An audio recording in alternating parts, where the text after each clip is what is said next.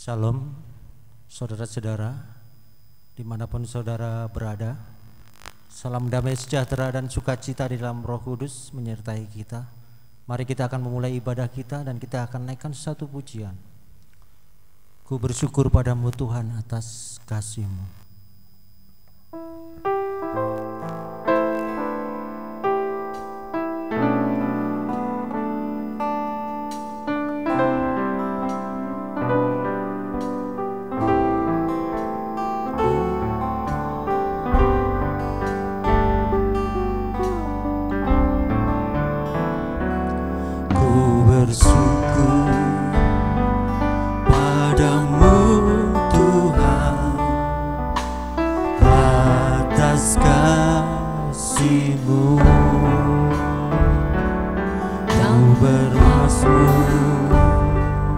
Bagi namamu yang kudus,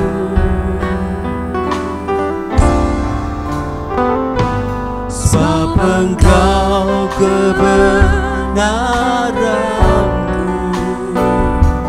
padamu ku percaya. Betapa mulianya Tuhanku, ku rindu menyatakan, tinggikan dirimu, mengatasi langit, kebesaran-Mu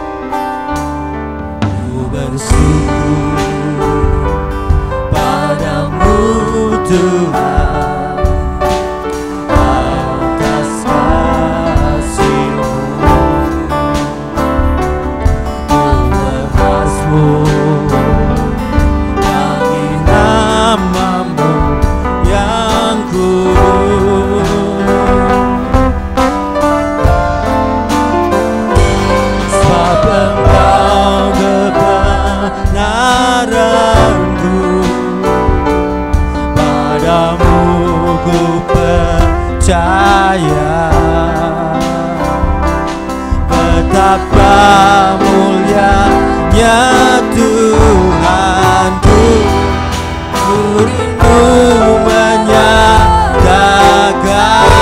tinggikan dirimu, mengatasi langit, kebesaran-Mu Tuhan,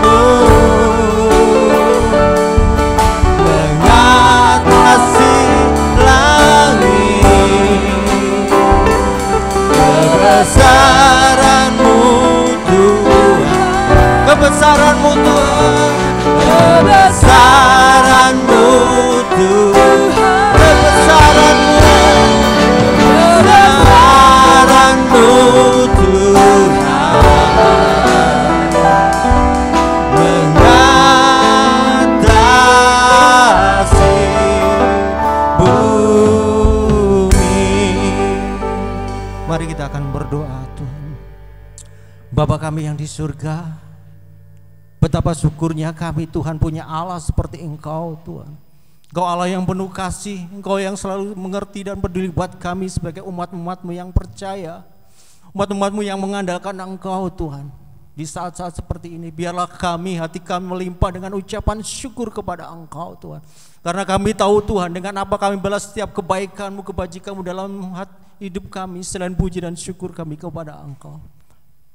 Bapa, kami akan memulai ibadah kami. Kiranya Engkau sendiri Roh Kudus yang memimpin ibadah kami dari awal, pertengahan hingga akhirnya. Dan biarlah Tuhan, kalau sebentar kami akan meninggikan Engkau, akan bersorak-sorak memuji Engkau Tuhan. Biarlah Engkau sendiri yang berkenan di setiap korban syukur kami Bapa. Dan biarlah Tuhan, kami alaskan doa ucapan syukur kami, korban syukur kami, semuanya di dalam nama Yesus. Amin. Bersorak-sorailah bagi Tuhan, hai seluruh bumi, beribadahlah kepada Tuhan dengan sukacita. Datanglah kepadanya dengan sorak-sorai. Ketahuilah bahwa Tuhanlah Allah, Dialah yang menjadikan kita dan punya Dialah kita, umatnya dan kawanan domba gembalaannya. Masuklah melalui pintu gerbangnya dengan nyanyian syukur, ke dalam pelatarannya dengan puji-pujian. Bersyukurlah kepadanya dan pujilah namanya. Sorak-sorailah bagi Tuhan, hai seluruh bumi.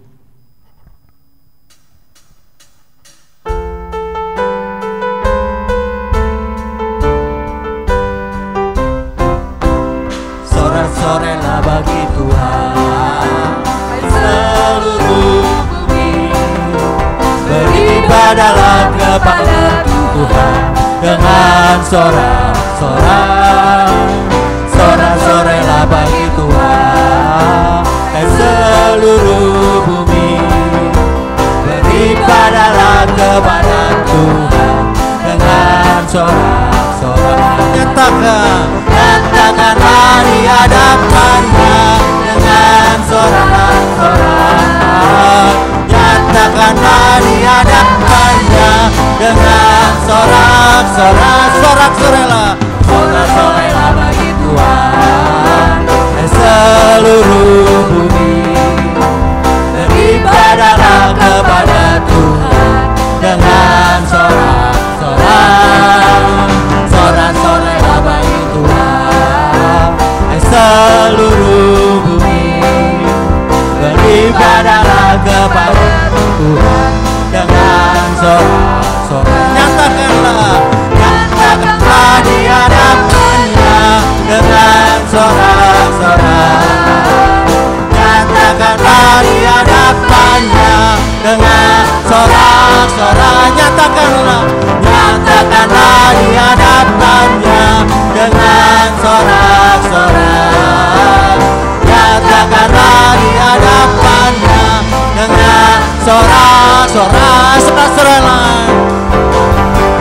sorak-sorailah bagi Tuhan, seluruh bumi. Beribadahlah kepada Tuhan dengan sorak-sorai. Sorak-sorailah bagi Tuhan, seluruh bumi. Beribadahlah kepada Tuhan dengan sorak-sorai. Nyatakanlah di hadapannya dengan sorak-sorai. Nyatakanlah di hadapannya dengan sorak-sorai. Allah ditinggikan, Allah ditinggikan dengan sorak-sorai. Allah ditinggikan dengan sangkakala. Allah ditinggikan dengan sorak-sorai. Bersoraklah bagi Tuhan, bersoraklah bagi Tuhan. Yang sangkakala berbunyi, tepuk tangan puji Tuhan. Allah diagungkan, Allah diagungkan, Allah diagungkan tinggi. Allah ditinggikan,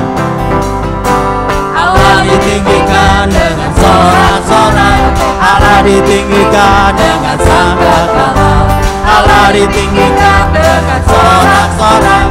Bersoraklah bagi Tuhan, bersoraklah bagi Tuhan. Biar sangkakala berbunyi, tepuk tangan puji Tuhan. Allah diagungkan, Allah diagungkan, Allah diagungkan tinggi, Allah ditinggikan dengan sorak-sorak, Allah ditinggikan dengan sangkakala, Allah ditinggikan dengan sorak-sorak. Bersoraklah bagi Tuhan, bersoraklah bagi Tuhan. Dan sangkakala berbunyi, tepuk tangan puji Tuhan.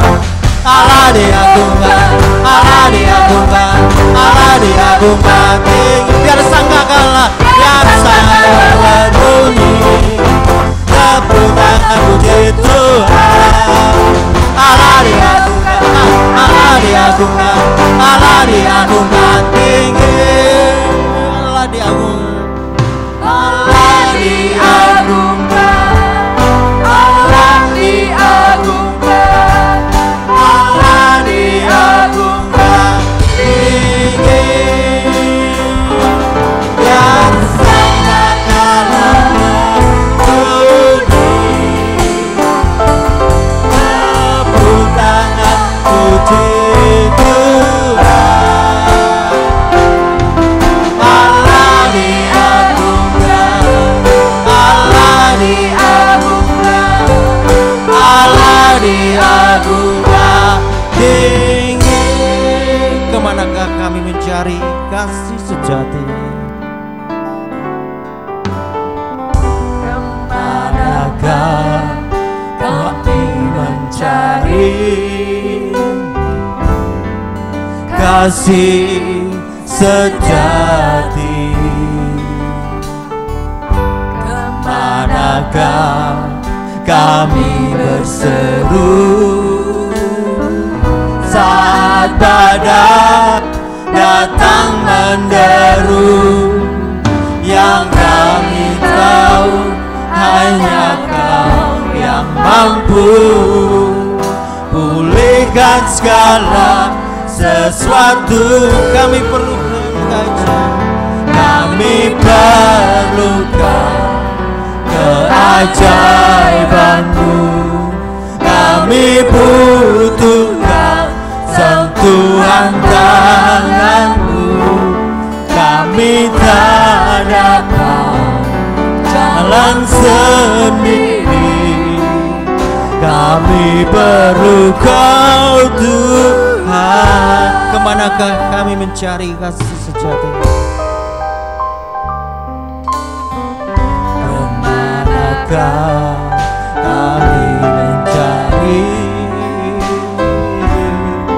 kasih sejati? Kemanakah kami berseru saat badai datang menderu? Yang kami tahu hanya Kau yang mampu pulihkan segala sesuatu.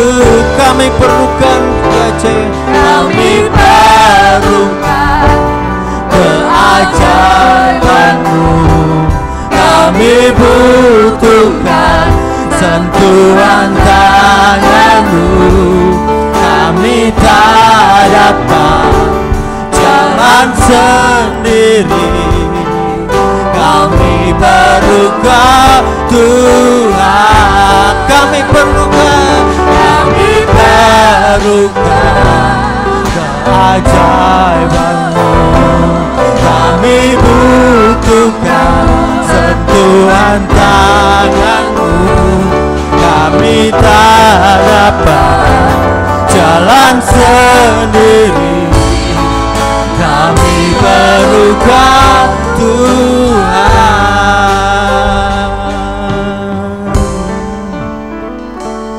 Kami perlukan keajaiban-Mu,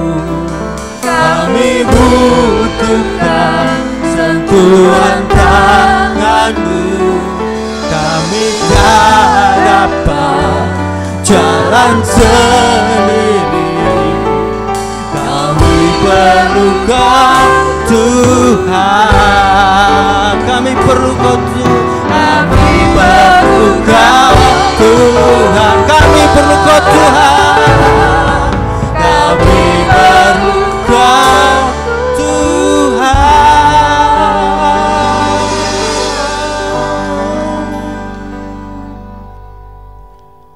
Tuhan itu adil dalam segala jalannya dan penuh kasih setia dalam segala perbuatannya. Tuhan itu dekat pada setiap orang yang berseru kepadanya.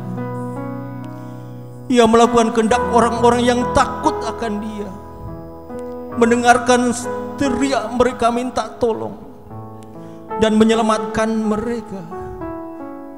Tuhan menjaga semua orang yang mengasihinya, tetapi orang fasik akan dibinasakannya.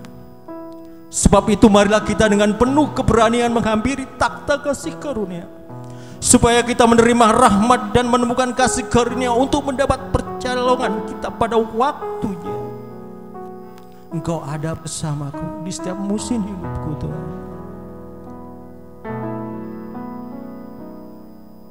Engkau ada bersamaku di setiap musim hidupku. Tak pernah Kau biarkan ku sendiri. Kekuatan Tuhan, kekuatan di jiwaku adalah bersamamu. Tak pernah ku ragukan kasih-Mu. Bersamamu Bapa, bersamamu Bapa, ku lewati semua. Berkenan-Mu ya, teduhkan hatiku. Kau yang bertindak memberi tolong, Kau yang bertindak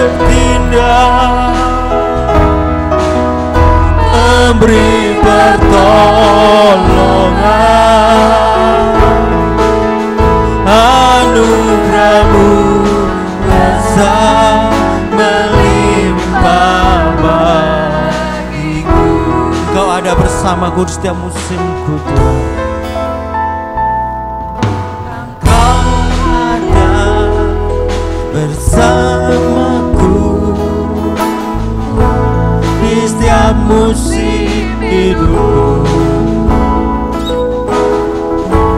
Tak pernah Kau biarkan ku sendiri.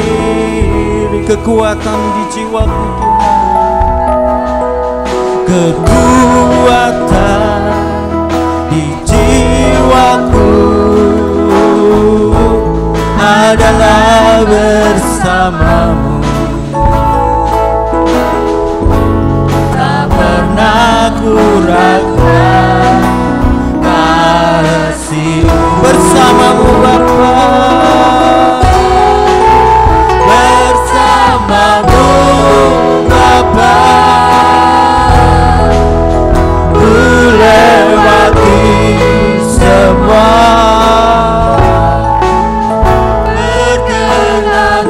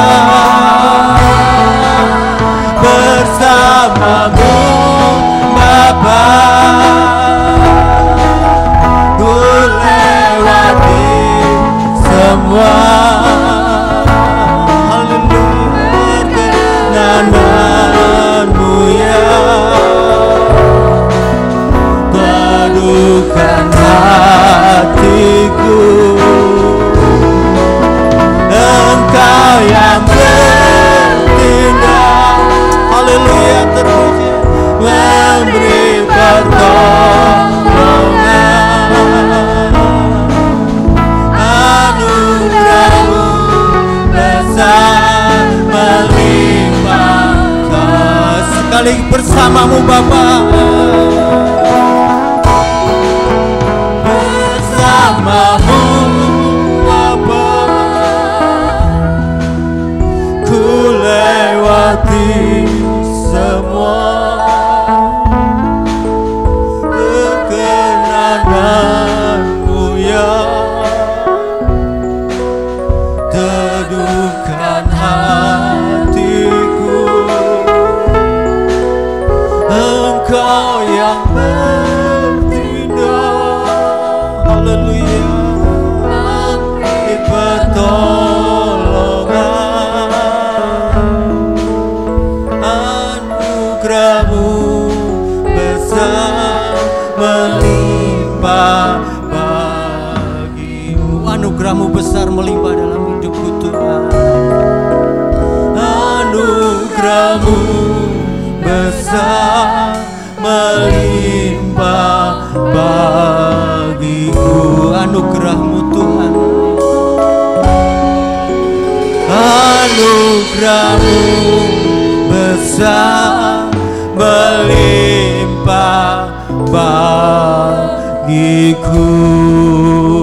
Terpujilah namamu, kami mohon Ibu DPI berdoa buat firman Tuhan. Sungguh Bapa yang maha setia, hanya Engkaulah yang setia kepada kami. Dan Tuhan, benarlah musim-musim yang berlalu, hari yang berlalu, hanya karena anugerah-Mu lah kami bisa bertahan hingga hari ini. Walaupun pandemi belum berakhir, kehidupan dunia belum juga Tuhan pulih. Bahkan kami Indonesia dan kota kami, di mana kami tinggal, belumlah juga pulih Tuhan. Ada banyak kesusahan dan kesengsaraan, tetapi pujian-pujian membawa kami kepada pengharapan yang kuat. Kemana kami berlari selain kepada Engkau untuk mencari pertolongan dan damai sejahtera, keselamatan. Terima kasih yang berlimpah Tuhan, kembali kami naikkan kepadamu. Dan kiranya firman Tuhan Amen. sebentar benar-benar Engkau yang berbicara lewat hamba-Mu. Biar perkataan yang keluar dari mulut-Mu itulah yang hidup Tuhan di dalam kami dan berkuasa. Masih panjang Tuhan perjalanan kami dalam new normal yang belum tentu menjadi normal Bapa. Tetapi kami mau hidup bersama dengan Engkau. Kami umat-umat yang Engkau kasihi. Dan yang sedang belajar untuk mengasihi Engkau, mau hidup di dalam kasih-Mu saja. Terima kasih untuk segala pujian. Terimalah ucapan syukur kami. Dan terimalah Tuhan persembahan kami untuk mendengar firman-Mu ini. Hanya di dalam nama Yesus. Amin. Kami serahkan kepada hambanya yang akan bawakan firman Tuhan. Terima kasih. Shalom. Selamat pagi saudara. Puji Tuhan ya, kita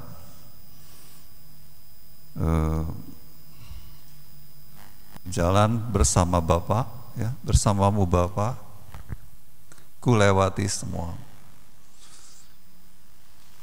Engkau yang bertindak memberi pertolongan. Jadi kalau kita bersama Bapa, saudara, kita tidak usah takut ya. Masa-masa yang sulit ini akan kita dapat lewati karena memang Bapa bertindak ya. Bapa akan memberi kekuatan. Saudara, new normal sebetulnya belum bisa jalan ya.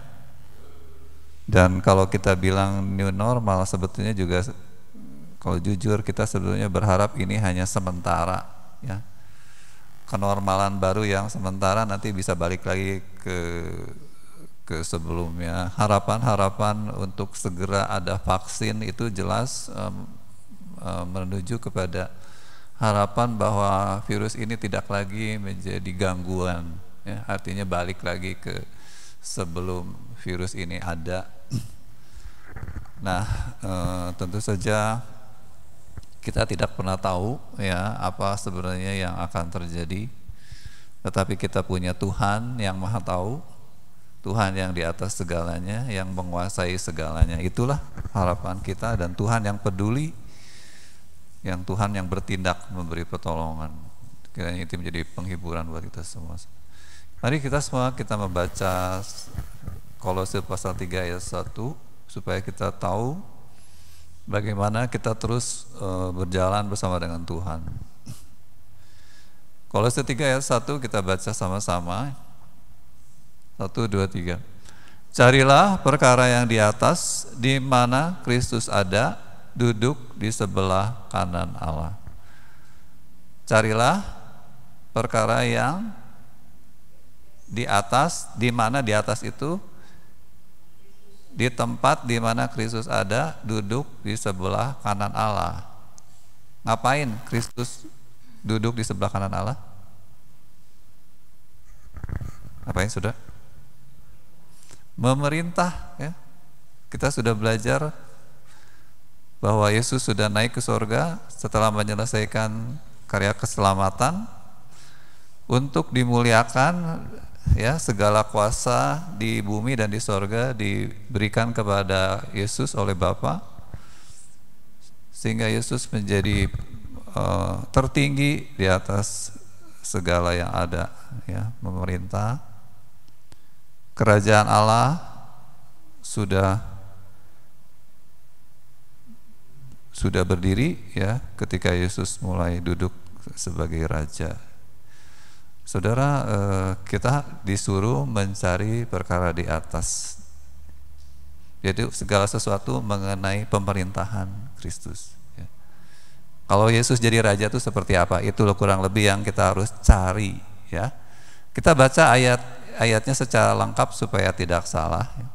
Mari kita buka Kolose pasal 3 ini, dari ayat 1 sampai 3 kita baca lagi, ya, bareng-bareng. 1, 2, 3. Karena itu, kalau kamu dibangkitkan bersama dengan Kristus, carilah perkara yang di atas, di mana Kristus ada, duduk di sebelah kanan Allah. Pikirkanlah perkara yang di atas, bukan yang di bumi, sebab kamu telah mati dan hidupmu tersembunyi bersama dengan Kristus di dalam Allah. Nah, saudara, di ayat pertama ini ada semacam kata sambung, yaitu karena itu. Karena apa? Tentu saudara harus baca pasal 1 dan 2, ya. Karena apa? Karena pasal 1 dan 2 itu harus dibaca, nanti di rumah dibaca, ya. Tapi saya di sini akan ambil sebagian apa yang dimaksud dengan karena itu dan seterusnya, ya. Kita lihat dulu yang ini, ya. Kalau kamu dibangkitkan bersama dengan Kristus. Nah, ini mungkin menjadi prasyarat, ya kan. Kalau kita dibangkitkan bersama dengan Kristus, maka kita harus mencari perkara-perkara di atas di mana Kristus memerintah. Nah, pertanyaannya, apakah saya sudah dibangkitkan bersama dengan Kristus? Kita lihat dulu di Kolose pasal 2 ayat 11, ya. Saya bacakan ayat 11 nanti sampai 14, ya. Di dalam Dia kamu, dalam Dia ini dalam Kristus, ya. Kamu telah disunat bukan dengan sunat yang dilakukan oleh manusia, tetapi dengan sunat Kristus yang terdiri dari penanggalan akan tubuh yang berdosa. Pertanyaannya, saudara sudah atau belum disunat dengan sunat Kristus? Kira-kira saudara bisa jawab gak? Bukan dengan sunat yang dilakukan oleh manusia, tetapi dengan sunat Kristus yang terdiri dari penanggalan akan tubuh yang berdosa. Yang melakukan siapa, saudara? Yang melakukan penanggalan, dipotong, ya. Siapa?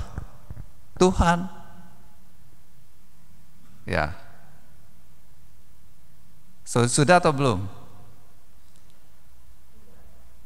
Sudah. Saudara melihat atau tidak? Tidak, tapi saudara mengimani, ya. Mengimani. Kenapa? Karena Alkitab mengatakan. Jadi modal kita itu sebenarnya firman mengatakan demikian. Kita ini sudah disunat. Kalau kita memang berada di dalam Kristus ya. Kita sudah berserah untuk ditebus. Ya, ayat 12. Karena dengan Dia kamu dikuburkan dalam baptisan. Saudara sudah dibaptis? Dibaptis air sudah ya semua ya. Kalau belum ya nanti yang itu minta dibaptis. Baptisan air itu hanya simbol, tetapi kenapa kita melakukan baptisan? Sebab kita mengimani waktu kita menyerahkan diri kepada Kristus ya untuk ditebus dan pengakuan di hadapan manusia itu dilakukan dengan kita mau dibaptis air, kita sebenarnya sedang mengimani kita sudah dikuburkan. Sebetulnya hal ini tidak perlu dibuktikan, maksudnya peristiwanya tidak perlu bersamaan dengan peristiwa baptisan. Karena waktu saudara berniat ingin dibaptis ini sudah diimani, artinya kita sudah dikuburkan ya bersama dengan Kristus. Dan di dalam Dia kamu turut dibangkitkan ya. Sekaligus kalau kita dikuburkan, kita juga sekaligus dibangkitkan. Dibangkitkannya oleh apa? Saudara? Oleh kepercayaanmu kepada kerja kuasa Allah yang telah membangkitkan Dia dari orang mati. Jadi kita sudah dibangkitkan belum? Sudah. Kalau kita mau dikuburkan bersama Kristus, ya, kita juga dibangkitkan.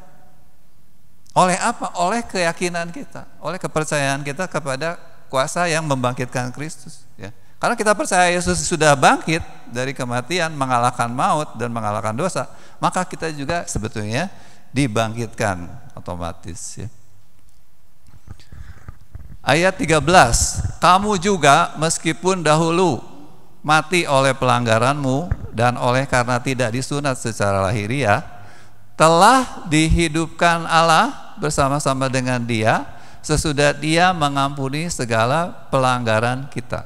Ya, saudara. Apakah saudara sudah diampuni? Segala pelanggaran kita sudah diampuni belum? Sudah.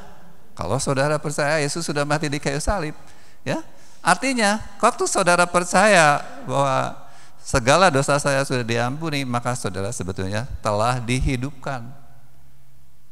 Semua orang sudah mati di hadapan Tuhan oleh karena berdosa. Tetapi karena kita mendapat pengampunan, maka sebetulnya kita juga sudah dihidupkan kembali oleh Allah bersama-sama dengan kebangkitan Kristus. Ya. Ayat 14. Bagaimana caranya ini terjadi? Dengan menghapuskan surat hutang yang oleh ketentuan-ketentuan hukum mendakwa dan mengancam kita, dan itu ditiadakannya dengan memakukannya pada kayu salib. Jadi sudah terjadi apa belum? Kebangkitan kita sudah terjadi belum? Sudah. Waktu kita percaya kepada karya salib, ya. Waktu kita percaya bahwa Yesus memang sudah datang ke dunia, Allah menjadi manusia dan menyerahkan nyawanya di kayu salib untuk membayar hutang-hutang dosa kita. Kita sudah dibangkitkan, kita sudah dihidupkan kembali, saudara. Ya, kiranya cukup jelas karena ini bukan hal yang baru, saudara sudah sering dengar.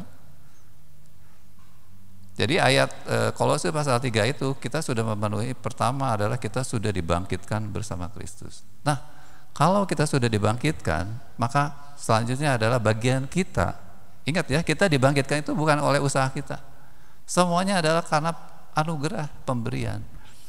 Nah, bagian kita adalah mencari perkara-perkara di atas. Mencari, lalu apa yang harus saya lakukan? Kan begitu ya. Kalau saya saya dulu sudah mati oleh dosa dan sekarang saya sudah dihidupkan kembali, ya. Artinya dosa itu sudah dihapuskan, kita tidak lagi terputus hubungan kita dengan Tuhan, tetapi kita bisa berdiri bahkan di hadapan Tuhan dengan merdeka. Apa selanjutnya, gitu kan? Selanjutnya kita lihat di Kolose pasal 1. Apa yang harus kita cari? Sebetulnya harus dibaca semua, ya, karena Kolose seluruh Kolose ini menjelaskan tentang pentingnya kita ini, pentingnya Kristus, ya. Pentingnya kita mengutamakan Kristus, menaruh Kristus di tempat yang sebenarnya, ya. Dan siapakah Kristus itu bagi kita, itulah yang diberitakan oleh Rasul Paulus kepada jemaat di Kolose. supaya mereka tidak pernah meninggalkan sikap kepada Kristus yang diajarkan, ya, iman kepada Kristus.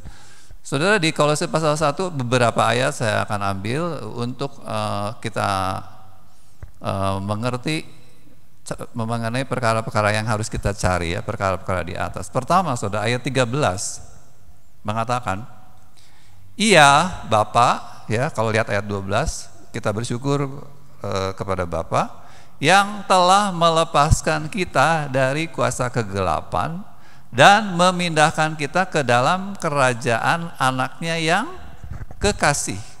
Nah, saudara, kita ini selain dilepaskan dari kuasa kegelapan, ya, oleh Bapa, kita juga dipindahkan ke dalam kerajaan anaknya, ya. Jadi saudara, ketika kita dibebaskan dari dosa dan dihidupkan kembali, kita ditempatkan juga oleh Tuhan di dalam kerajaan Allah, kerajaan Kristus. Kita tadi sudah membaca bahwa Yesus sudah naik ke sorga dan duduk di takhta, ya. Di sebelah kanan Allah itu ada takhta anak domba. Sudah baca Wahyu pasal 20, 21, ya. Yesus bertakhta di sebelah kanan takhta Bapa, takhta anak domba. Memerintah sebagai raja, ya. Sekarang kerajaannya masih hanya di antara orang percaya. Satu hari kerajaan ini akan dinyatakan ke seluruh manusia sehingga semua lidah mengaku bahwa Yesuslah Tuhan, ya. Kita dipindahkan ke dalam kerajaan. Jadi kerajaan itu ada atau tidak? Kerajaan itu sudah ada tentunya, baru bisa dipindahkan ke sana, ya. Jadi kalau kita disuruh carilah dahulu kerajaan Allah, sebetulnya ada di mana kerajaan Allah itu? Ada di antara kita. Kerajaan Allah itu ada waktu kita mengakui Yesus memang sudah bertakhta, ya. Mengimani. Kita tidak bisa melihat istananya, kita tidak bisa melihat bahkan tahtanya, tetapi kita percaya dengan iman kepada berita, ya, berita yang datang.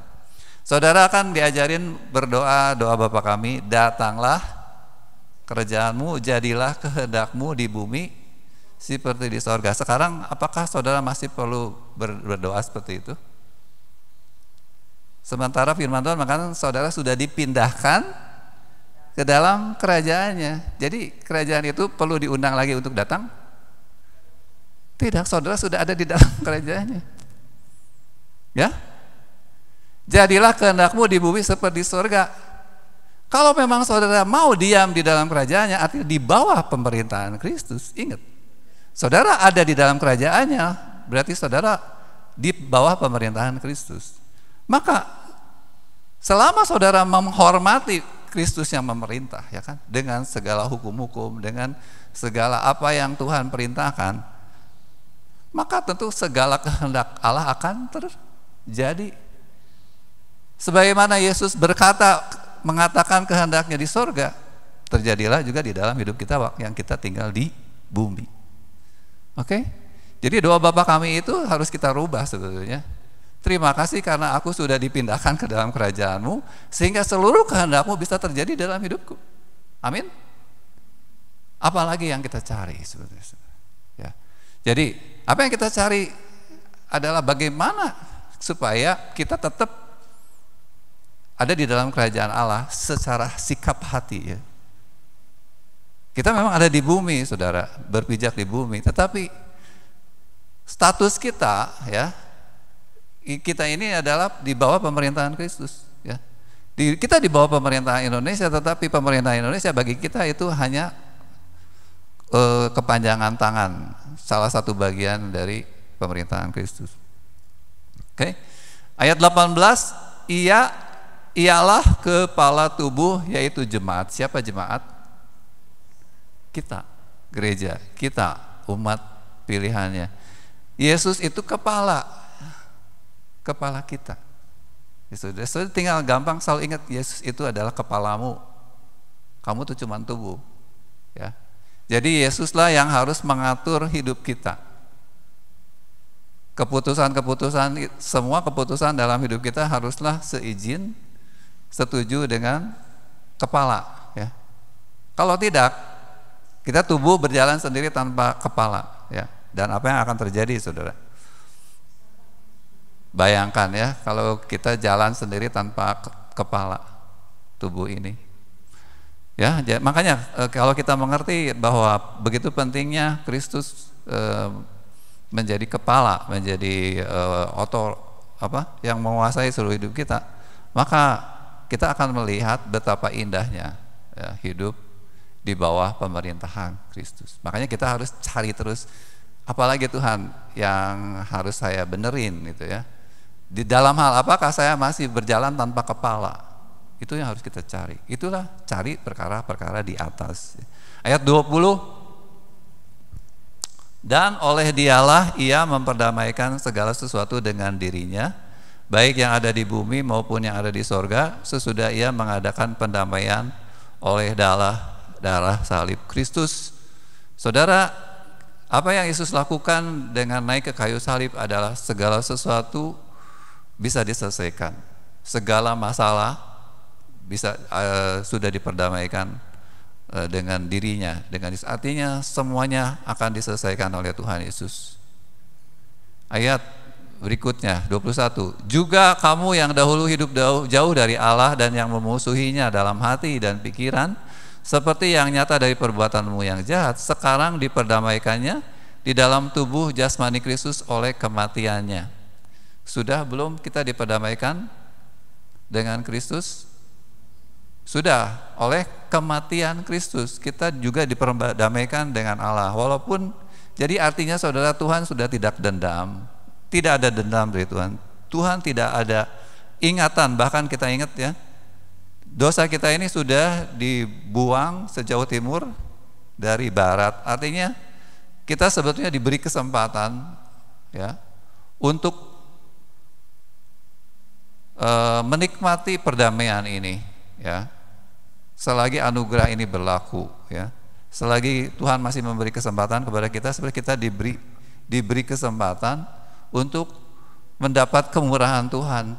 Tidak usah lagi takut dihukum, takut kena murka Tuhan karena masa lalu saya pernah berdosa. Ini penting sekali ya saudara. Itulah pengampunannya. Tetapi saudara, ada arah yang jelas ke depan, yaitu untuk apa diperdamaikan. Sebab perdamaian ini tidak akan selesai kalau masing-masing orang bersikukuh dengan kesalahannya, tidak mau berubah dari kesalahan. Jadi kenapa ada perseteruan antara manusia dengan Tuhan? Karena manusia memberontak kepada Tuhan. Perdamaian ini bukan berarti ya sudah gak apa-apa kamu memberontak, bukan begitu saudara.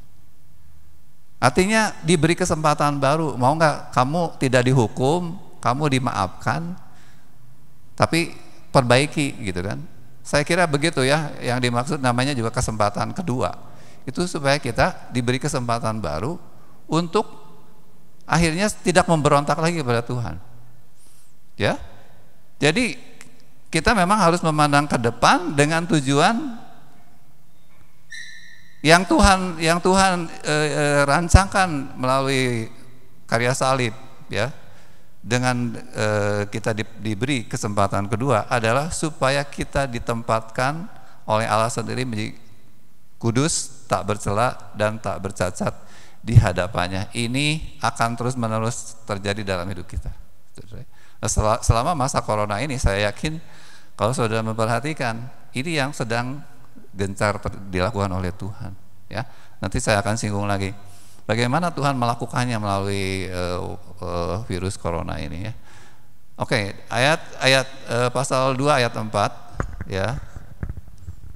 Yang harus kita ambil juga adalah di dalam Dialah tersembunyi segala harta hikmat dan pengetahuan. Nah, saudara, di dalam hidup manusia selalu yang menjadi persoalan, yang menjadi pergumulan manusia adalah kekurangan hikmat dan pengetahuan di dalam menghadapi masalah-masalah yang terjadi di bawah langit, ya saudara ya. Kekurangan hikmat dan pengetahuan ini seringkali menjadi usaha-usaha yang sangat giat dilakukan oleh manusia dari zaman ke zaman, dan banyak sekali usaha-usaha ini di dalamnya itu sama sekali tidak melibatkan Tuhan. Ya. Kalau saudara baca Alkitab dari awal sampai akhir itu persoalannya di situ terus, muter-muter di situ. Ya. Manusia itu selalu pengen jalan sendiri. Ya, kita baca lagi lah ayat-ayat berikutnya untuk membuka lagi hal ini. Memang hal ini penyakit ya.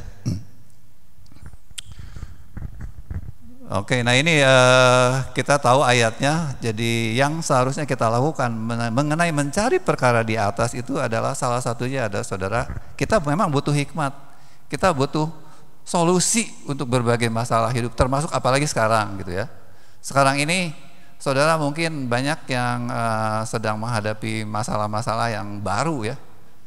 Dengan adanya new normal ini masalah-masalahnya ada sesuatu yang benar-benar baru.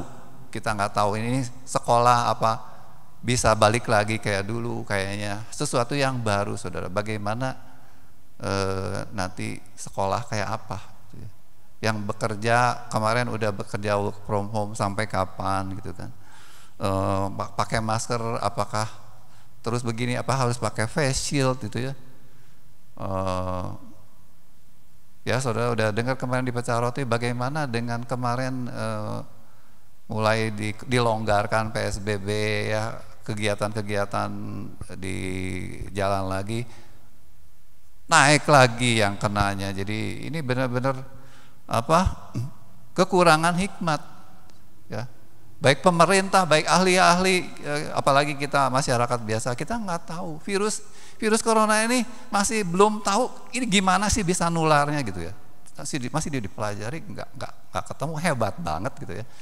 Bagaimana dia bisa merubah sel-sel di dalam tubuh kita menjadi rusak gitu ya. Dan bagaimana mematikan virus ini dengan mudah, ini kan belum ketemu semuanya. Nah, tetapi Firman Tuhan mengatakan di dalam Kristus tersembunyi segala harta hikmat dan pengetahuan. Artinya Tuhan tahu solusi ini ada pada Tuhan. Hanya tinggal kalau zaman Daniel itu kan Raja Nebukadnezar mimpi, ini mirip ya. Mimpi, terus orang-orang harus tahu mimpi apa kan?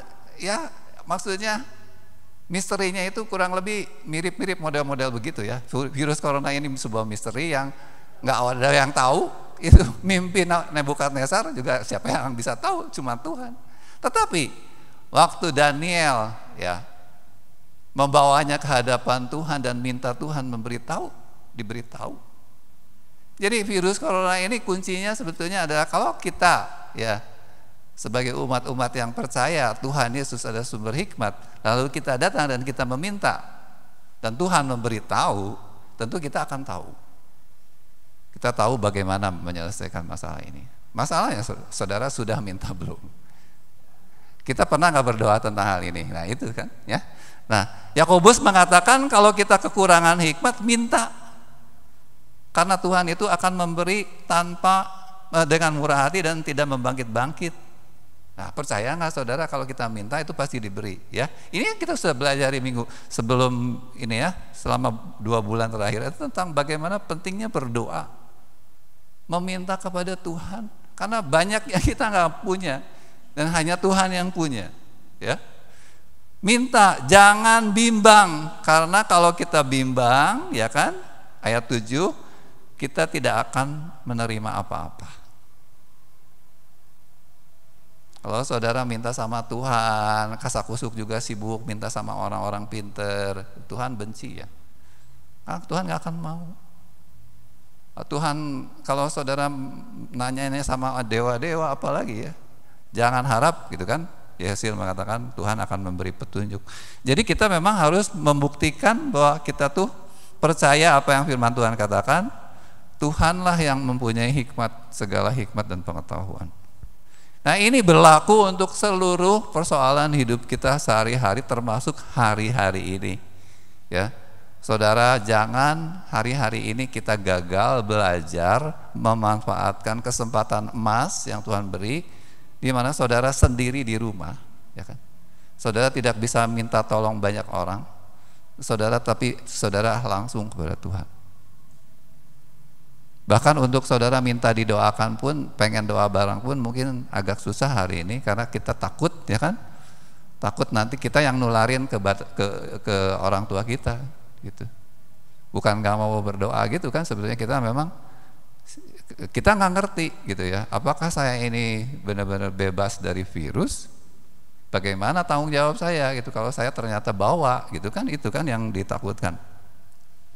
Nah, jadi mencari perkara di atas adalah kita percaya bahwa Yesus itu sebagai sumber hikmat dan pengetahuan, dan kalau kita minta kepadanya, Tuhan dengan murah hati akan memberi. Selain itu, kita juga diberi Roh Kudus ya, yang akan memimpin kita ke dalam seluruh kebenarannya. Yohanes 16 ayat 13. Bahkan Roh Kudus itu akan memberitahu hal-hal yang akan datang. Itu juga suatu janji yang harus kita perjuangkan ya, mengenai Tuhan berikutnya ini apa ya. Kemarin Tuhan bilang ini sesudah ini akan ada yang lebih berat ya. Tentu kita harus terus minta hikmat Tuhan. Apa sih Tuhan? Apa yang harus saya siapkan? Apa yang harus kita siapkan sebagai gereja supaya kita bukan hanya sekedar bertahan, sudah, tapi kita bisa menjadi berguna. Seperti Daniel kan berguna, seperti Yusuf kan berguna, sudah. Waktu bencana itu datang, malah menjadi kemuliaan bagi nama Tuhan, seperti itu. Ya. Oke. Kita lihat di peringatan yang Rasul Paulus katakan.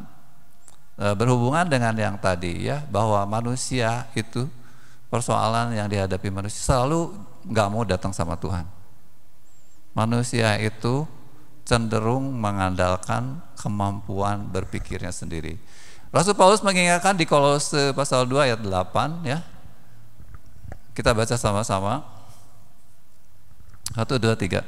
Hati-hatilah supaya jangan ada yang menawan kamu dengan filsafatnya yang kosong dan palsu menurut ajaran turun-temurun dan roh-roh dunia, tetapi tidak menurut Kristus. Kata filsafat ini cuma sekali dipakai ya di Kolose 2 ayat 8 ini. Bahasa aslinya memang filsafat ya, filosofia. Saya baca-baca tuh ini diartikan bahasa Inggrisnya tuh love of wisdom, tapi diterjemahkan ke bahasa Indonesia menjadi kebijaksanaan ilahi. Filsafat adalah studi mengenai pertanyaan umum dan mendasar tentang keberadaan, ya, tentang alam semesta ini, tentang manusia, keberadaannya itu kenapa ya, dari mana itu ya, pengetahuan tentang segala sesuatu, nilai-nilai, akal, pikiran dan bahasa. Filsafat itu sebuah ilmu yang sudah sangat tua ya. Dari negara Mesir itu bisa menjadi sangat tinggi kebudayaannya karena ada orang-orang atau filsuf-filsuf ya yang sangat pintar, pemikirannya luar biasa ya. Kalau saudara pelajari piramid itu tuh ukurannya itu ada hubungannya dengan jarak bumi ke matahari. Saya pernah baca, bisa sendiri agak lupa ya.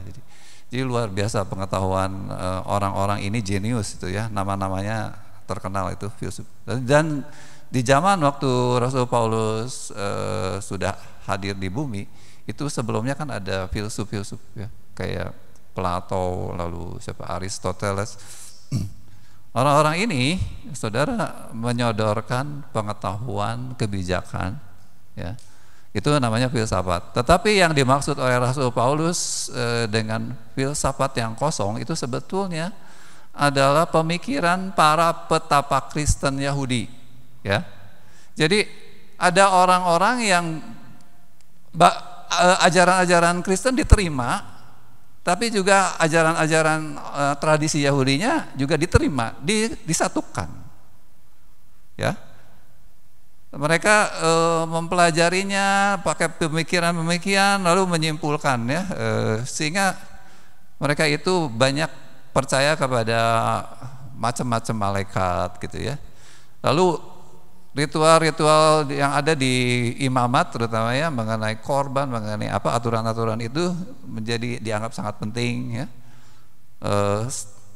Semuanya ini dipraktekkan untuk selalu tujuannya itu adalah untuk keberhasilan hidup jasmani, saudara.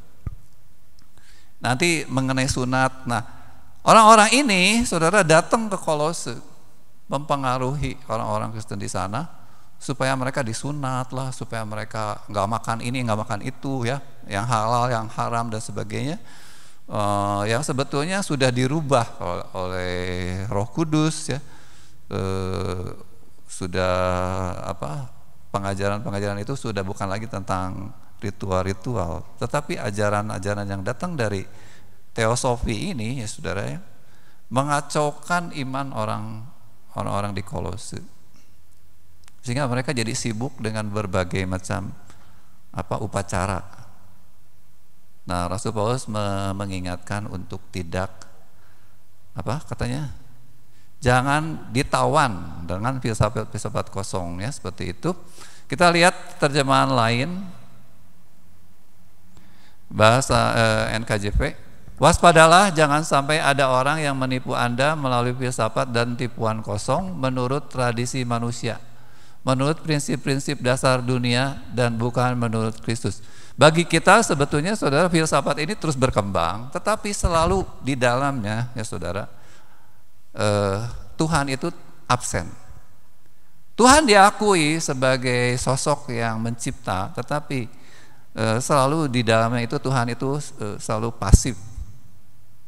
Tidak, tadi kita nyanyi Tuhan yang bertindak, Tuhan sendiri yang bertindak memberi pertolongan, itu tidak ada saudara. Dalam filsafat-filsafat yang terus berkembang sampai hari ini, namanya Tuhan itu selalu pasif, diam, hanya menjalankan sistem ya. Makanya nanti saudara akan menemukan sekarang juga orang-orang mulai percaya lagi mengenai reinkarnasi ya. Reinkarnasi itu kan manusia itu kalau berbuat baik dia naik derajat. Saya sendiri nggak gitu tahu ya, katanya jadi dewa apa ya. Nah, kalau dewa nanti bikin masalah, nanti turun jadi manusia atau manusia lebih tinggi dari dewa. Ini saya juga rada bingung ya. Pernah dengar sih teman saya menjelaskan. Nah, kalau dia akhlaknya karmanya jelek, nanti turun jadi binatang gitu kan. Tetapi kalau menurut logika ya saudara ya, jumlah manusia, salah satu contoh data yang pernah ada di abad 19 waktu wabah flu di abad 19 kemarin ya, kita tahu jumlah penduduk dunia itu cuma 1,5 miliar ya. Sekarang berapa?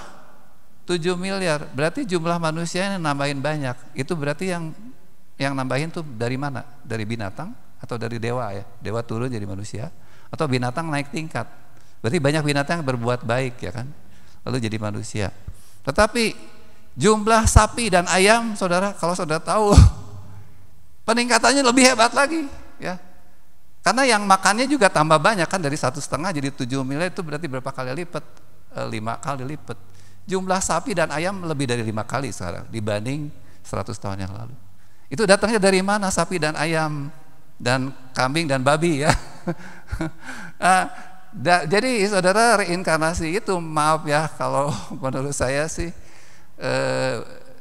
tidak cocok dengan hitung-hitungan populasi makhluk hidup gitu ya. Ya, jadi tapi tentu mereka akan selalu punya cara untuk membela bahwa ini benar.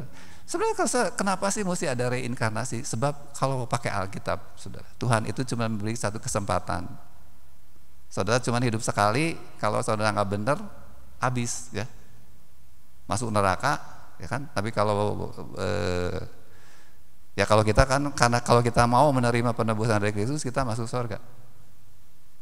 Tapi kalau ada reinkarnasi, saudara diberi kesempatan yang tidak habis-habisnya. Yang geuslah ayeuna maneh hayang ngeunah, hayang berbuat dosanya. Yang penting mau bayar gitu ya. nanti karmanya jelek dulu. Tapi nanti kan kalau udah tahu karma jelek nggak enak, pasti kan ada kesempatan bisa jadi manusia lagi gitu ya. Jadi mereka memperkenalkan Tuhan yang penuh kemurahan, yang luar biasa kemurahan, jadi yang beri kesempatan tidak habis-habisnya. Karena dalam kepercayaan reinkarnasi, saudara, waktu itu tidak akan pernah habis, muter ya. Walaupun ada sih katanya bahwa nanti tuh yang benar itu nanti keluar dari lingkaran reinkarnasi ini ya. Nah, itu filsafat, saudara. Filsafat yang banyak dipercaya ya. Sehingga tidak, kalau saudara mempercayai dua-duanya nggak mungkin. Saudara pasti memilih yang lebih enak menurut saudara-saudara ya. Saudara pasti milih reinkarnasi kalau saudara ingin hidup bebas ya. Karena tergantung selera kan. Ya nggak apa-apa lah, masih ada 1000 kali kesempatan. Saya nanti aja perbaikinya di kehidupan yang 1000 kali gitu ya. Oke, di terjemahan NLT ya, jangan biarkan siapapun menyesatkan Anda dengan filsafat kosong dan omong kosong yang terdengar hebat, yang keluar dari pikiran manusia dan dari kekuatan jahat dunia ini dan bukan dari Kristus. Saudara, jadi pemikiran-pemikiran manusia seringkali terdengar hebat ya dan masuk akal. Kalau kita tidak pernah mendapat anugerah dari Tuhan, pasti kurang lebih seperti itu. Tetapi kalau kita juga membuka diri ya untuk mendengar pemikiran-pemikiran seperti ini dan kita kurang meyakini ya, kita tidak mau mengakui keberdosaan kita, maka kita juga bisa terseret oleh kepercayaan karena terdengar hebat ya. Saudara, kenapa bisa seperti itu? Ini adalah sesuatu, Kolose pasal 2 mengatakan, kesimpulan dari Rasul Paulus ya, bahwa semua filsafat ini kalau diperhatikan, saudara ya, saya langsung aja ke ayat 23 ya. Kolose 2 ayat 23. Peraturan-peraturan ini walaupun nampaknya penuh hikmat dengan ibadah buatan sendiri seperti merendahkan diri, menyiksa diri, tidak ada gunanya selain untuk memuaskan hidup duniawi. Jadi selalu, walaupun yang namanya reinkarnasi, sebetulnya yang namanya sorganya juga adalah mengenai kenikmatan hidup yang seperti di dunia ya, saudara. Bentuk-bentuk sorganya itu memang seperti di dunia, saudara. Jadi sangat berbeda dengan yang ditawarkan oleh Tuhan ya. Kelepasan dari kehidupan jasmani ya yang ditawarkan oleh Tuhan. Sementara filsafat-filsafat ini sebetulnya lebih mencari kenikmatan hidup yang seperti di dunia ya, seperti itu.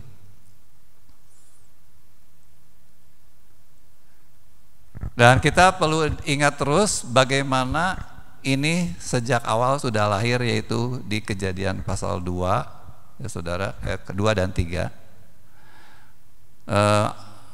Ini semua sama ya. Tuhan memberi perintah kepada Adam dan Hawa bahwa semua pohon di Taman Eden itu boleh dimakan kecuali pohon pengetahuan tentang yang baik dan yang jahat. Jangan dimakan sebab pada hari engkau memakannya pastilah engkau mati. Tetapi iblis, ya kan? Iblis mengatakan apa? Saudara, ayat 4. Sekali-kali kamu tidak akan mati. Selalu begini, saudara. Jadi apa yang Tuhan peringatkan itu selalu dibantah oleh iblis, itu nggak akan terjadi. Ya. Makanya tentang neraka, tentang hukuman kekal itu seringkali menjadi tidak dipercaya. Dan orang-orang memang akhirnya lebih percaya nggak ada lah yang namanya neraka. Yang ada itu cuma sorga. Yang ada itu tempat yang lebih baik. Yang namanya neraka itu dianggap tidak ada. Jadi yang Tuhan peringatkan oleh iblis selalu dikatakan itu tidak benar gitu ya. Sekali-sekali kamu tidak akan mati. Ya. Lalu yang kedua, iblis itu mengatakan apa? Ayat 5, tetapi Allah mengetahui bahwa pada waktu kamu memakannya, matamu akan terbuka dan kamu akan menjadi seperti Allah, tahu tentang yang baik dan yang jahat. Jadi iblis itu mengatakan Allah itu berbohong. Gitu kan. Firman Tuhan itu bohong, gitu ya. Tuhan itu sebetulnya kalau di sini seolah-olah ya, Tuhan itu udah tahu kalau kamu makan buah itu kamu akan menjadi seperti Allah, nanti menyaingi Tuhan. Dan iblis juga ingin mengatakan bahwa manusia itu luar biasa, hebat manusia itu. Pemikirannya hebat. Manusia itu bisa menyelesaikan semua masalah sendiri. Itu yang terus ditanamkan oleh iblis. Makanya saudara, sampai hari ini kita juga sebenarnya diombang-ambingnya di situ. Kita tuh terlalu sombong untuk mengakui kita tuh nggak tahu apa-apa. Banyak yang nggak tahu. Kita ini butuh Tuhan. Tadi kita nyanyi, kita tak dapat jalan sendiri. Kita perlu Tuhan. Kenapa? Kita tuh terlalu bodoh, saudara. Ini virus corona ini datang untuk membuktikan kebodohan manusia sebetulnya. Kesombongan manusia yang tidak mau datang kepada Tuhan, meminta hikmat, meminta petunjuk. Sampai kapan manusia mau sombong kayak sekarang? Lihat aja Mesir ya. Dengan 9 tulah nggak mempan. Begitu sombongnya manusia ya.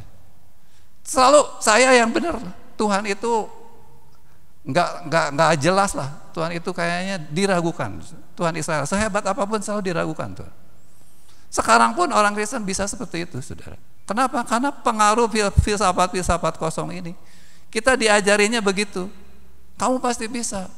Kamu tuh kalau rajin, kalau kamu kerja keras, kamu pasti bisa. Selalu begitu. Kalau kamu nggak bisa itu karena kamu malas, karena kamu tidak mau berusaha. Tuhannya nggak ada, saudara. Tidak diajarkan. Kalau kamu rendah hati, kamu datang sama Tuhan. Kehendak Tuhan setuju dengan yang kamu minta, Tuhan setuju dengan kamu, akan terjadi. Tak peduli kamu sebodoh apapun kan gitu sebetulnya. Nah inilah saudara, jadi sebetulnya pergumulan kita itu ya, yang paling utama itu adalah kita tidak mau mencari pentingnya Kristus di dalam hidup kita. Mencari tahu ya, memikirkannya. Bagaimana supaya Kristus yang dikatakan di Alkitab, yang bayangkan ya, sudah banyak contoh-contohnya ya. Mulai dari misalnya dari Nuh ya, Abraham lah, terus itu kan Elia. Itu semua membuktikan bahwa Tuhan Yesus memberi makan misalnya, menyembuhkan orang sakit. Murid-murid Yesus melakukannya. Semuanya itu kan karena Tuhan memberi, karena Tuhan membukakan rahasia-rahasianya. Nah sekarang kita mau mengalami seperti tokoh-tokoh Alkitab atau tidak kan gitu. Kalau saudara tidak mau mengikuti teladan tokoh-tokoh Alkitab, maka saudara hidupnya ya pakai filsafat yang kosong ini, yaitu kamu harus berjuang sendiri. Oke? Itu pergumulan menurut saya yang supaya kita tuh akhirnya menemukan solusi ya di dalam Kristus. Segala sesuatu ada jawabannya ya. Dan satu sisi yang lain yang sebelum kita akhiri saudara, bahwa kalau kita memang mengakui Kristus memerintah sebagai raja ya kan, maka tentunya sekarang ini dalam kondisi saudara harus di rumah, ini juga harus saudara praktekkan ya. Saudara ada yang belajar di rumah ya kan, gak ada guru yang melihat ya kan. Orang tua juga mungkin tidak terlalu banyak bisa membantu saudara belajar, tapi bisakah kamu belajar ya bersama Yesus dan kamu melakukan tanggung jawab seolah-olah ya seperti kepada Tuhan kan begitu kan? Kita harus mengerjakan segala sesuatu seperti kepada Tuhan, walaupun orangnya tidak melihat kita kan gitu kan? Yang Tuhan ajarkan begitu kan? Kita nggak diperhatikan, kita tidak diawasi, tetapi kita melakukannya di hadapan Tuhan. Jadi di hadapan Tuhan kan kita tidak ada yang bisa disembunyikan. Artinya kita tetap mengerjakan dengan penuh tanggung jawab. Ya belajarnya benar gitu. Susah saudara. Ya susah, karena harus mendisiplin diri. Saya kira ini lagi wabah ini salah satunya kita harus belajar itu. Itu salah satu sikap mencari perkara di atas. Karena saya ingin berkenan kepada Tuhan. Ada ayat-ayatnya ya, kalau di Efesus pasal 5 kalau salah. Kalau kita mau melakukan hal itu, jangan takut, kita akan dapat upah gitu. Karena Tuhan melihat gitu kan. Pengorbanan kita, kesungguhan kita mungkin tidak dinilai oleh guru, karena guru nggak bisa lihat. Yang work from home gitu kan, saudara kerja di rumah, kenwe di imah ningali gitu kan, santai-santai. Ya saudara boleh santai pakaiannya, nggak usah pakai pakaian seragam, memang nggak penting. Tetapi pekerjaannya, waktu yang saudara gunakan, saudara digajinya sama seperti di kantor. Tapi di rumah berapa waktu yang saudara berikan untuk bekerja? Ya, mentang-mentang nggak diawasin, gitu kan? Itu juga sama. Ya. Nah, yang berikutnya adalah bagaimana saudara beribadah, gitu. Saudara beribadah di rumah. Ya, hari ini saudara beribadah di rumah masih. Apakah bisa beribadah? Waktunya lebih pendek ya, sekarang rata-rata sejam seperempat. Apakah saudara sambil chattingan, ya kan itu kan, sambil ngobrol sana sini, ya lagi nyanyi ya kitanya nggak ikut nyanyi karena nonton mungkin sembari ngalamun. Nah ini balik lagi saudara, kita ini sebetulnya dipengaruhi oleh filsafat kosong tadi, ya. Bahwa hidup ini sebenarnya Tuhan itu, ya itu saudara, Tuhan itu jadinya samar-samar ya, saudara. Tuhan itu sebetulnya kita hormati atau tidak, perlu dihormati atau tidak. Tuhan petenanan lah, Tuhan membager. Jadinya kan itu filsafat kosong itu. Kita tidak merasa perlu menghormati Tuhan. Kita cueklah, Tuhan mau penuh kemurahan. Itu teori-teori yang kita ciptakan sendiri, yang sebenarnya datangnya dari karena kita hanya ingin menuruti hawa nafsu ya. Kita ingin hidup bebas, nggak mau diatur, nggak perlu menghormati siapa-siapa. Bahkan begitulah ya budaya-budaya zaman sekarang, anak-anak merasa tidak perlu menghormati orang tuanya, dan anak-anak juga tidak merasa perlu menghormati anak-anaknya. Sudah. Padahal firman Tuhan itu diberikan supaya kita menikmati yang namanya minggu lalu kebahagiaan, ya. Karena hidup tertib, karena saling menghormati, ya, termasuk menghormati Tuhan dikala sendiri, gitu kan? Ya, ini mencari perkara-perkara di atas. Oke, saudara, sebagai catatan saja, barangkali saudara masih tidak aware ya, di Kolose pasal 3 sampai penutup ada beberapa peringatan ya, ini sebagai nasihat. Jadi kalau mencari perkara di atas itu jangan sampai lupa ayat-ayat ini ya. Ayat 5 kita baca aja ya supaya selesai. Ini untuk dipraktekkan oleh saudara-saudara. Kita baca beberapa ayat penutup ya. Ayat 5, 6, 8 ya, 1, 2, 3. Karena itu matikanlah dalam dirimu segala sesuatu yang duniawi, yaitu percabulan, kenajisan, hawa nafsu, nafsu jahat, dan juga keserakahan yang sama dengan penyembahan berhala. Semuanya itu mendatangkan murka Allah atas orang-orang durhaka. Tetapi sekarang buanglah semuanya ini, yaitu marah, geram, kejahatan, fitnah, dan kata-kata kotor yang keluar dari mulutmu. Jangan lagi kamu saling mendustai. Kenakanlah belas kasihan, kemurahan, kerendahan hati, kelemah lembutan, dan kesabaran. Sabarlah kamu terhadap seorang terhadap yang lain, dan ampunilah seorang akan yang lain. Ayat terakhir, hendaklah perkataan Kristus diam dengan segala kekayaannya di antara kamu, sehingga kamu dengan segala hikmat mengajar dan menegur seorang akan yang lain, dan sambil menyanyikan mazmur dan puji-pujian dan nyanyian rohani, kamu mengucap syukur kepada Allah di dalam hatimu. Saudara, selama corona kita harus pakai apa?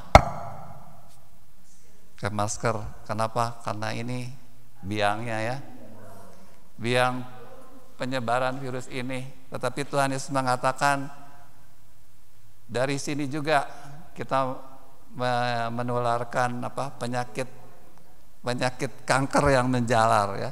Perkataan nih saudara ya. Saudara yang masih suka ngomong kotor, cobalah bertobat. Gantilah dengan perkataan-perkataan Kristus yang diucapkan. Saudara suka nyanyi enggak seperti Raja Daud 7 kali dalam sehari aku memuji-muji Tuhan? Ya, itu nasihat-nasihat firman Tuhan itu saudara kecil enteng tapi seringkali kita tidak mengimaninya ya. Kita susah kalau ngapalin ayat susah, tetapi kalau ngapalin lagu kan gampang. Jadi apa sih gunanya kita menyanyi supaya kita hafal firman?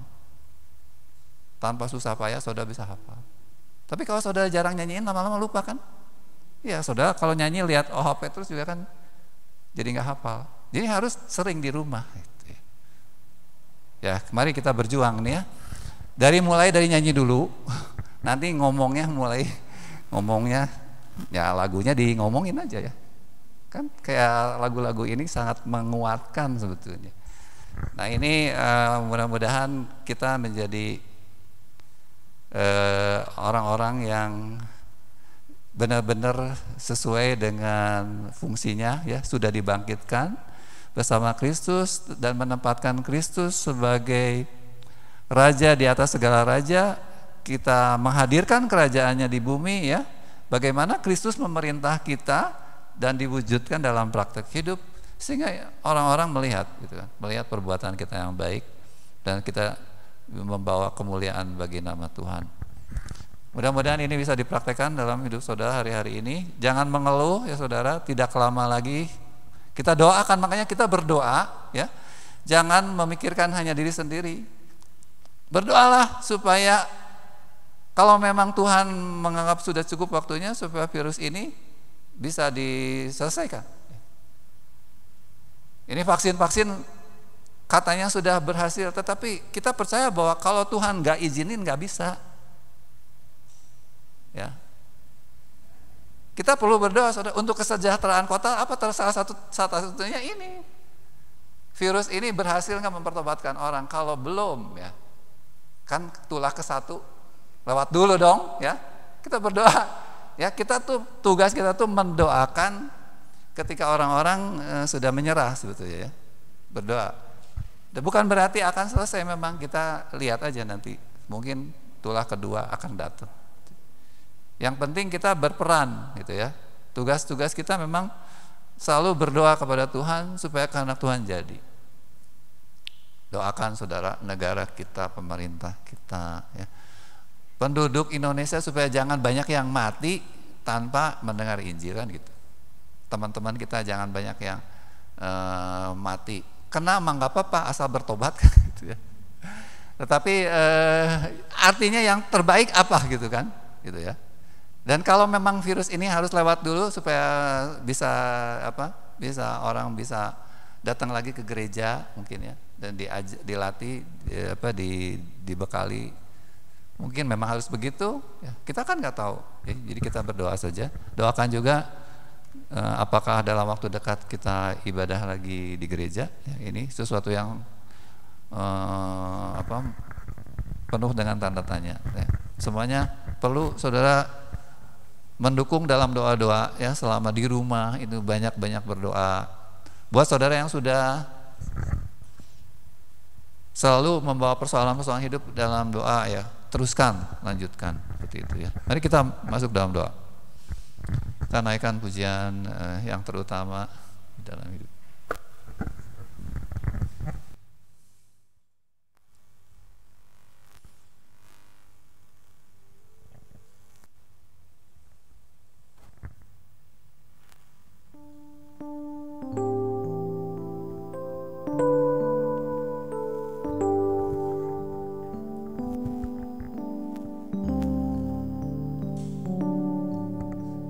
Yang terutama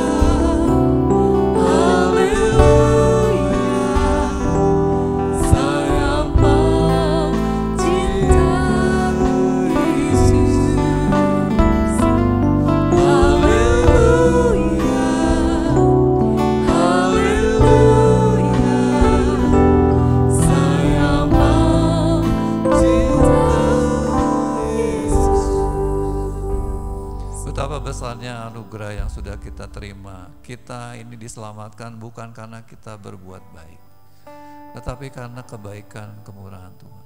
Tuhan mengangkat kita, mengambil kita ketika kita sudah mati karena dosa, karena pelanggaran kita. Seperti firman Tuhan yang pernah kita dengar, bagaikan mayat-mayat yang berbau busuk, yang menjijikkan bagi Allah, tetapi Allah rela menutup matanya hanya melihat kepada korban anaknya di kayu salib. Allah berkenan atas korban Kristus.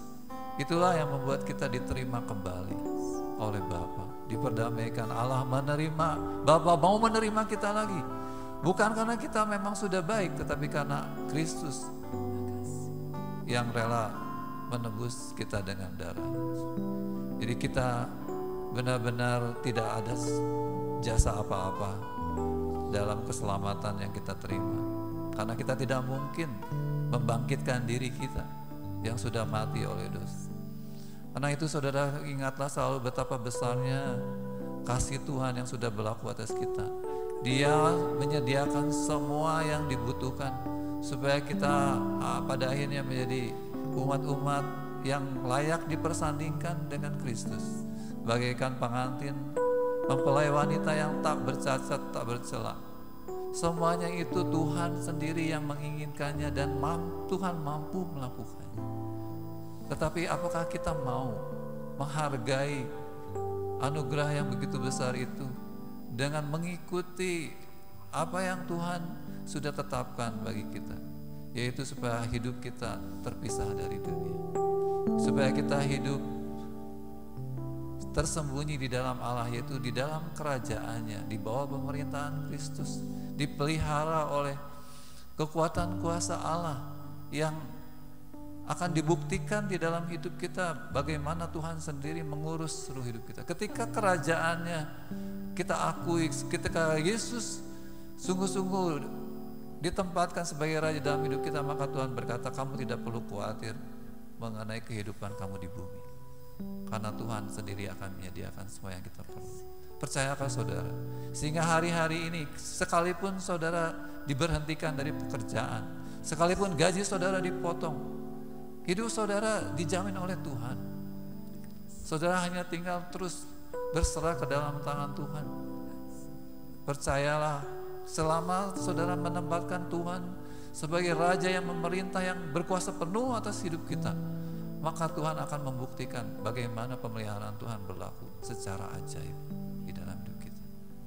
Itulah yang Tuhan ingin kita menunjukkan kepada dunia, bagaimana Tuhan sungguh-sungguh menggenapi janjinya di dalam kehidupan umat-umat yang dikasihi, supaya dunia juga melihat betapa baiknya Tuhan yang kita sembah. Marilah saudara, semuanya itu tentulah harus disikapi dengan adil. Kalau memang Tuhan begitu berharga bagi kita, maka haruslah hanya kepada Dialah saja kita selalu menyerahkan seluruh hidup kita dan menjadikan Dia yang terutama. Yang paling penting adalah Tuhan berkenan. Apapun yang kita perbuat, kita hanya melakukannya bila itu berkenan kepada Tuhan. Kita naikkan pujian saya.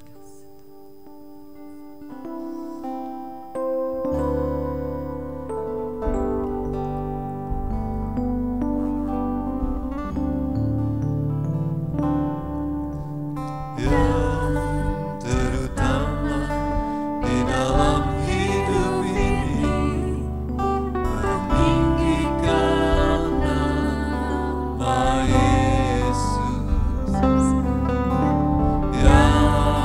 terutama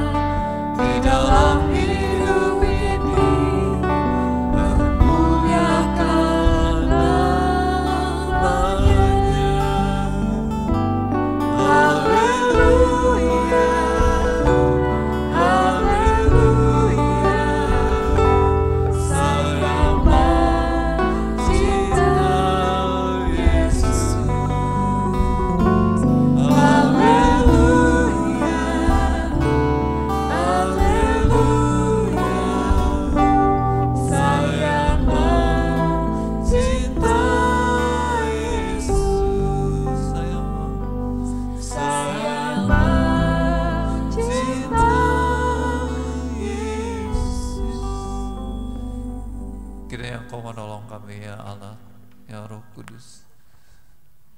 Mampukan kami untuk selalu menempatkan Engkau sebagai yang terutama dalam hidup ini, karena memang Engkau sudah mengutamakan kami, bahkan Engkau memberikan nyawamu untuk melepaskan kami dari kuasa kegelapan, bahkan langsung memindahkannya ke dalam kerajaan-Mu ya Tuhan, untuk menjadi bagian, menjadi warga yang kerajaan-Mu ya Tuhan, yang dijamin karena Engkau Allah ya Tuhan, yang dengan kekuasaan yang luar biasa tidak terbatas Tuhan. Engkau sanggup memelihara hidup kami. Terima kasih ya Tuhan, kami mau terus ya Tuhan Engkau pimpin, supaya hari-hari kami ya Tuhan tidak pernah kami lepas dari kebergantungan kami kepadamu. Ya Tuhan, biarlah Engkau ya Tuhan dengan para malaikat-Mu bahkan berkarya di dalam hidup kami, melaksanakan ya Tuhan pemerintahan-Mu dalam hidup kami dan menyatakan kuasa kehadiran-Mu. Biarlah ya Tuhan kami tidak lagi memandang hidup kami ini sebagai perjuangan manusia-manusia yang lemah ya Tuhan, dan kami mengeluh di dalam kelemahan kami karena kami merasa tidak diperhatikan oleh Engkau. Tetapi sebaliknya ya Tuhan, dengan penuh iman kepada janji-Mu, kepada firman-Mu ya Tuhan, kami tidak ragu. Tuhan, bangkitkan iman percaya kami yang bulat kepadamu ya Tuhan, iman yang tanpa keraguan, yang selalu kami ya Tuhan datang dengan yakin sebagaimana janji firman-Mu. Seringkali kami kekurangan hikmat, seringkali kami buntu dalam pemikiran kami ya Tuhan, tetapi Engkau berkata kalau kami mau minta kepadamu, maka Engkau tidak akan menghalang-halangi kami untuk mendapatkan hikmat-Mu. Kau bahkan dengan murah hati akan mencurahkan hikmat. Biarlah ini menjadi pengalaman nyata dalam hidup umat-umat-Mu ya Tuhan. Bagaimana kami mengatasi setiap persoalan hidup kami bersama dengan Engkau. Bagaimana hikmat Tuhan di masa seperti ini, di mana orang-orang hanya mengandalkan kekuatan pikiran manusia, kami justru mendapatkan hikmat dari Tuhan. Sehingga kami ya Tuhan Yesus boleh membuktikan, menyaksikan kepada dunia bahwa Tuhan sungguh hidup, dan Tuhan adalah jawaban bagi umat manusia, bagi segala persoalan, termasuk di dalam menghadapi wabah corona ini ya Tuhan. Mampukan kami ya Tuhan menjadi bersukacita dan penuh pengharapan, karena kami memiliki pengharapan di dalam Engkau, pengharapan yang tidak pernah mengecewakan. Terpujilah nama-Mu Bapa, berkati anak-anak-Mu agar tidak melupakan firman Tuhan yang sudah diajarkan selama bulan-bulan terakhir ini. Ya Tuhan Yesus, betapa Engkau menyediakan diri-Mu menjadi jawaban, menjadi penghiburan dan kekuatan melewati masa-masa sulit ini. Tuhan, biarlah kami semua menjadi orang-orang yang bersukacita, karena memang Engkau memberi kekuatan dan penghiburan, dan bahkan memberikan solusi-solusi. Terima kasih ya Bapak. Saudara-saudaraku yang di dalam Tuhan, yang dikasihi oleh Tuhan, terimalah anugerah Bapa ini kembali. Janji-janji firman Allah, firman Kristus ini biarlah hidup di dalam kita dan sungguh-sungguh berbuah-buah, menjadi suatu pengalaman nyata dalam hidup kita. Bagaimana Roh Kudus memimpin kita kepada seluruh kebenaran, bagaimana hikmat Tuhan dicurahkan, dan bagaimana kita diberi jalan keluar ketika tidak ada jalan. Tuhan sendiri yang membuat jalan, sehingga kita menjadi orang-orang yang selalu bersukacita dan selalu penuh dengan pengharapan di dalam Kristus. Terpujilah nama Tuhan Yesus Kristus. Amin. Selamat siang.